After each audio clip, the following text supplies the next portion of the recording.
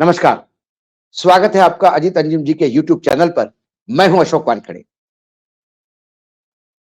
कुछ दिन पहले प्रधानमंत्री जी ने 10 दिन का अनुष्ठान शुरू किया और उन्होंने बाकायदा देश को संबोधित करते हुए कहा कि देशवासियों की तरफ से प्रतिनिधित्व कर रहा हूं और रामलला के प्राण प्रतिष्ठा में यजमान बनने के जाना है, तो उसके लिए आत्मशुद्धि और बहुत सारी चीजों के लिए वो अनुष्ठान शुरू कर रहे हैं और 10 दिन का अनुष्ठान वो करेंगे। लेकिन जो खबरें अब अयोध्या से आ रही है, उस खबरों को यदि सही माने और क्योंकि खबरें बड़ी ऑथेंटिक है, तो फिर क्या हमारे प्रधानमंत्री आदरणीय नरेंद्र मोदी जी 22 जनवरी को रामलला की प्राण प्रतिष्ठा के आयोजन के मुख्य यजमान नहीं होंगे। कुछ मीडिया कर्मियों ने जो इस आयोजन का मुहूर्त निकाला, वो पंडित गणेश्वर शास्त्री द्रविड़, प्राण प्रतिष्ठा करने वाले पंडित लक्ष्मीकांत दीक्षित, रामानंद संप्रदाय जो ये मंदिर की मतलब पूजा अर्चना का जो करेगा, मंदिर जिनका है कहते हैं, रामानंद संप्रदाय के श्रीमठ ट्रस्ट के महामंत्री स्वामी राम विनय दास, इन सभी ने बताया कि प्रधानमंत्री मुख्य यजमान नहीं होंगे। मोदी जी प्रतिमात्मक प्रतीकात्मक यजमान रहेंगे। जो गर्भगृह में रहेंगे पूजा करने के लिए, उसमें आदरणीय नरेंद्र मोदी जी रहेंगे, मुख्यमंत्री उत्तर प्रदेश योगी आदित्यनाथ जी रहेंगे, गवर्नर राज्यपाल उत्तर प्रदेश आनंदीबेन पटेल रहेगी, जो राम मंदिर ट्रस्ट है उनके अध्यक्ष महंत नृत्य गोपाल दास रहेंगे, मोहन भागवत जी रहेंगे और वो दंपत्ति रहेगा जो मुख्य यजमान होंगे। अब मोदी जी यजमान क्यों नहीं होंगे, उसमें दो चार चीजें सामने आती हैं। ट्रस्ट के सदस्य जो नाम उछल के आ रहा है, वो है ट्रस्ट के एक सदस्य है डॉक्टर अनिल मिश्रा, होम्योपैथी के डॉक्टर है, प्रांत प्रचारक है संघ के और ट्रस्ट के मेंबर भी है। वो और उनकी पत्नी मुख्य यजमान होंगे। ये दोनों संकल्प, प्रायश्चित, गणेश पूजा के 7 दिन के अनुष्ठान में बैठे रहेंगे, यजमानी करेंगे। क्योंकि मुख्य यजमान को गृहस्थी होना बहुत जरूरी है।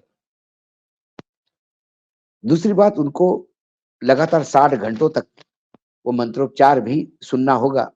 मंत्रोच्चार जो लगातार वहां पे होम हवन में होते रहेंगे।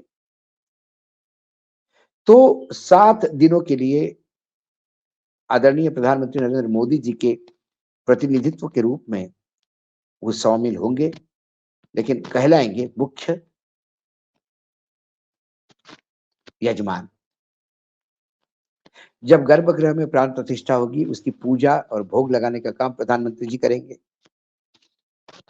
मूर्ति के नीचे एक शालका रखी हुई है और एक कुश है, मतलब घास रखी होगी, उसको खींच के मूर्ति की प्राण प्रतिष्ठा की जाती है। वो मान भी प्रधानमंत्री जी करेंगे। लेकिन इस 7 दिनों की पूजा अर्चना में मिश्रा जी बैठेंगे, डॉक्टर अनिल मिश्रा, और सपत्नीक बैठेंगे। क्या प्रधानमंत्री जी के पास समय का अभाव है? देश के प्रधानमंत्री है, 7 दिन तक तो बैठ नहीं पाएंगे, एक कारण हो सकता है। दूसरा कारण जो है वो ये है कि पत्नी का ना होना। ये उनका वैयक्तिक मामला है, व्यक्तिगत जीवन पे हम टिप्पणी नहीं करना चाहते। लेकिन फिर ऐसे धार्मिक आयोजन में जो विभिन्न महंतों से बात हुई, श्री राम का भी उल्लेख करते हुए उन्होंने कहा कि जब राम जी ने भी पूजा अर्चना की थी तो सीता जी जंगल में थी, तो एक प्रतीकात्मक सोने की मूर्ति साथ में बिठा के की थी। एक आख्यायिका ये भी है कि रामेश्वर के मंदिर में, जो दक्षिण में रामेश्वर में, जब शिव जी की पिंड की स्थापना की, तब उसकी प्राण प्रतिष्ठा करने के लिए एक उच्च कोटि के पंडित की जरूरत थी। और फिर वो पंडित और कोई नहीं, उसका पांडित्य करने के लिए रावण को ही बुलाया गया था। जाम्बुवंत जी गए थे स्वयं, और रावण जाम्बुवंत जी की बहुत इज्जत करते थे। तब जाम्बुवंत जी ने कहा कि यजमान है और आपको आना है। तो पूरे पूजा की सामग्री लेके रावण आए और पूछा कि पत्नी कहाँ है? तो उन्होंने कहा कि पत्नी कहीं और है, नहीं है। तो उन्होंने कहा कि बगैर पत्नी की ये पूजा हो नहीं सकती, प्राण प्रतिष्ठा की। तो फिर रावण ने कहा कि क्योंकि गारंटी मैंने ली थी कि सारी सामग्री भी मैं ले आऊंगा, तो वो सीता माता को भी ले आए थे पुष्पक विमान से। माता जी बैठी, पूजा अर्चना की। वहां रामेश्वरम में जो मंदिर है, वहां शिव जी की प्राण प्रतिष्ठा राम सीता दोनों ने मिलकर की। आयोजन के बाद राम जी को, मतलब सीता जी को वापस ले गए। ये आख्यायिका है, ये कहानी कुछ जगह है, कुछ जगह नहीं है। लेकिन कुल मिलाकर पत्नी का महत्व ऐसे आयोजन में, धार्मिक आयोजन में बहुत है। और चार शंकराचार्यों ने जब अधूरे मंदिर में मूर्ति स्थापित करने को लेके जो सवाल उठाए, उसी सवालों के जवाब में जूझते हुए संघ भी दिख रहा है, बीजेपी भी दिख रही है, और बाकी धर्माचार्य भी दिख रहे हैं। क्योंकि जैसे ही इन चार शंकराचार्यों के सवालों पे बात होती है, सब बगले झांकने लगते हैं, क्योंकि जवाब किसी के पास नहीं है। शंकराचार्य ने भी कुछ गलत कहा ही नहीं। उन्होंने कहा कि कोई इमरजेंसी तो है ही नहीं, मंदिर बनाने का निर्णय सर्वोच्च न्यायालय ने दिया है, तो मंदिर का कोई रोक ही नहीं सकता। अब इसमें कोई अड़ंगा आना ही नहीं है, तो मंदिर पूर्ण बने। लेकिन प्रॉब्लम है कि मंदिर 2025 में बनेगा, दिसंबर में। प्राण प्रतिष्ठा 2026 की जनवरी में हो, तब तक चुनाव निकल जाएंगे। चुनाव के पहले यदि ये इवेंट करना है और राम मंदिर का श्रेय लेना है, तो ये प्राण प्रतिष्ठा करना जरूरी है। शंकराचार्य ने सही कहा कि देश में दो तरह के हिंदुत्व है। एक सनातनी हिंदुत्व है, सनातनी धर्म को मानने वाले, और एक पॉलिटिकल हिंदुत्व है, जो ज्यादातर भाजपा जिसको अपने सर पे लेके चलती है। प्रधानमंत्री जी की पत्नी है, इलेक्शन कमीशन का एफिडेविट में बाकायदा पत्नी का उल्लेख है। लेकिन बकौल प्रधानमंत्री जी, उन्होंने देश हित के लिए, देश को अपने आप को समर्पित करने के लिए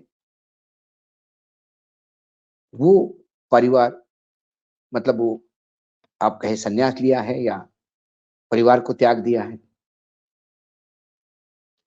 तो संन्यास लेने के लिए जरूरी नहीं कि आपको भगवाई पढ़ना पढ़ना पड़ता है। कई बार आप कुछ चीजों का त्याग करके भी सन्यासी कहलाते हैं। तो उनका ये कहना है कि उन्होंने देश के लिए अपने आप को झोंक दिया, देश के लिए समर्पित कर दिया, इसलिए वो गृहस्थी छोड़ दी उन्होंने। लेकिन टेक्निकली ये तो भौतिक रूप से हो गया, ये तो आध्यात्मिक रूप से हो गया। लेकिन टेक्निकली हमारे देश में जब तक यदि शादी होती है वैदिक पद्धति से या रजिस्टर्ड मैरिज, तो शादी कहलाती है। पत्नी का तलाक, डाइवोर्स बाकायदा कोर्ट से होता है, और वो डाइवोर्स हुआ नहीं है। तो टेक्निकली प्रधानमंत्री जी अपने परिवार के साथ है, लेकिन प्रैक्टिकली प्रधानमंत्री जी अकेले देश को समर्पित है। ऐसे में जब धार्मिक अनुष्ठान हो, तो उसमें प्रधानमंत्री के साथ पत्नी की सख्त जरूरत है। ये कोई प्रोटोकॉल वाला सिस्टम नहीं कि यदि विदेश से कोई राष्ट्राध्यक्ष अपने पत्नी के साथ आया तो उसका अगुवाई भी प्रधानमंत्री जी के साथ पत्नी ही करती है। यदि पत्नी नहीं है तो प्रधानमंत्री अकेले भी करते हैं, वो प्रोटोकॉल में चल जाता है, लेकिन धार्मिक अनुष्ठान में नहीं। तो प्राण प्रतिष्ठा को लेके धर्म में शंकराचार्य ने जो सवाल उठाए, इसमें और ज्यादा छीछा-लेदर ना हो और सवाल ना उठे, इसलिए शायद ये डिसीजन लिया गया है कि अनिल मिश्रा, डॉक्टर अनिल मिश्रा अपने पत्नी के साथ, हालांकि अनिल मिश्रा जी ने कहा कि अभी तय नहीं हुआ है, लेकिन करीब करीब ये नाम यदि इन पंडितों के यहाँ से आ रहा है, तो इसका मतलब ये नाम पे चर्चा हुई होगी।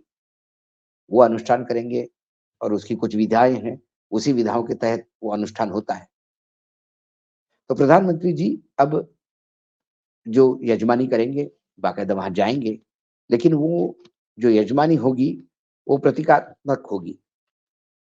मुख्य यजमान जो होंगे, वो उसका दायित्व डॉक्टर अनिल मिश्रा पति-पत्नी के ऊपर होगा। तो एक समय का कंस्ट्रेंट कि क्या 7 दिन तक लगातार प्रधानमंत्री जी समय नहीं दे पाएँगे? दूसरी बात, क्योंकि अनुष्ठान में बैठे तो बाद में जाके इधर-उधर का काम कर नहीं सकते और अनुष्ठान में यदि आप हैं, तो फिर आपको राजनीति, क्योंकि मैं हमेशा कहता हूँ कि राजनीति में झूठ तो थोड़ा बहुत बोलना ही होता है और फिर इन जब आप अनुष्ठान पे हैं 7 दिन तक, तो आपको बहुत ही सात्विक जीवन जीना होता है। प्रधानमंत्री जी का जीवन खाने-पीने को लेके सात्विक हो सकता है, लेकिन जब राजनीतिज्ञ है, तो राजनीतिक चालों में आपको तामसिकता तो आती ही है। झूठ तो बोलना ही पड़ता है, बोला जाता है। कई सारी चीज़ें हैं, जो अनुष्ठान में नहीं चलेगी, इसलिए उन्होंने अपना अनुष्ठान अपने लेवल पे करना शुरू कर दिया। लेकिन मुख्य यजमान वो नहीं बन पाएँगे। कहीं न कहीं मुझे लगता है अधार्मिक तरीके से ये प्राण प्रतिष्ठा हो रही है, ये आरोप बार-बार लग रहे हैं। अधूरे मंदिर में प्राण प्रतिष्ठा हो रही है, धर्म संगत नहीं।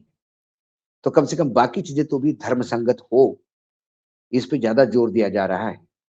हो सकता है प्रधानमंत्री जी का इस तरह से अनिल मिश्रा जी को पूरा अधिकार देकर अपना खुद एक प्रतीकात्मक यजमान के रूप में जाना, इसको आगे धर्म की अवहेलना न करते हुए धार्मिक रीति-रिवाज़ों का और परंपराओं का पालन करने वाले प्रधानमंत्री इस रूप में प्रस्तावित करने का प्रयास करेंगी बीजेपी। और ये जो धर्माचार्य ने, जो शंकराचार्य हमारे, उन्होंने जो ऑब्जेक्शन उठाया, कहीं न कहीं उसपे एक काउंटर मूवमेंट तैयार करने का भी ये प्रयास हो सकता है, ऐसा मुझे लगता है। लेकिन ये बड़ी बात, एक बड़ी खबर थी। मुझे लगा इस पे विश्लेषण करना ज़रूरी है। इसलिए ये खबर आप तक लेके आया हूँ। फिर कल किसी विषय के साथ आऊँगा, तब तक के लिए नमस्कार। देखते रहिएगा अजीत अंजुम जी का यूट्यूब चैनल।